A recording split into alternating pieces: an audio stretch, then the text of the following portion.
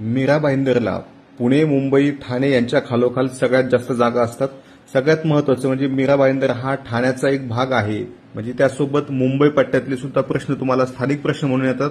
आता इथं बघा विषय दिलाय आणि 2023 ला किती प्रश्न आले, 2024 ला किती आलेत हे सुद्धा दिलेलं आहे. आता बघा मराठी, गणित, बुद्धिमत्ता, जीके जर मागच्या 2 वर्षाचं बघितलं तर जवळजवळ 25-25 चा पॅटर्न आहे. काय असतं, गणित आणि बुद्धिमत्ता हे विषय एकमेकांशी गुंतलेले असतात. म्हणजे नेमका प्रश्न तो गणिताचा आहे की बुद्धिमत्ता असा अनेकदा फरक करता येत नाही.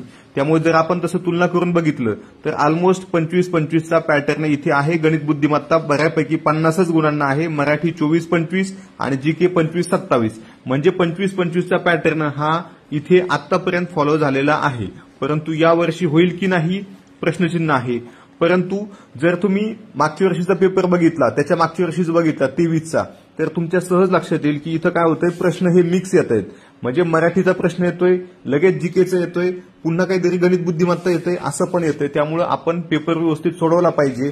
आणि हा पेपर सोडवताना तुम्हाला पांढरा गोडा प्रश्नसंच उपयुक्त असणार आहे. यामध्ये तुम्हाला प्रत्येक प्रश्नाचं विश्लेषण मिळणार आहे आणि 24 चालू घडामोडी ह्या 2025 पर्यंतच्या अपडेट असणार आहेत, अगदी ऑक्टोबर महिन्यापर्यंतच्या.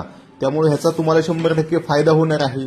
आणि यासोबतच तुम्हाला इतरही पेपर मिळणार आहेत. पांढरा गोडा प्रश्नसंच महाराष्ट्र पब्लिकेशन.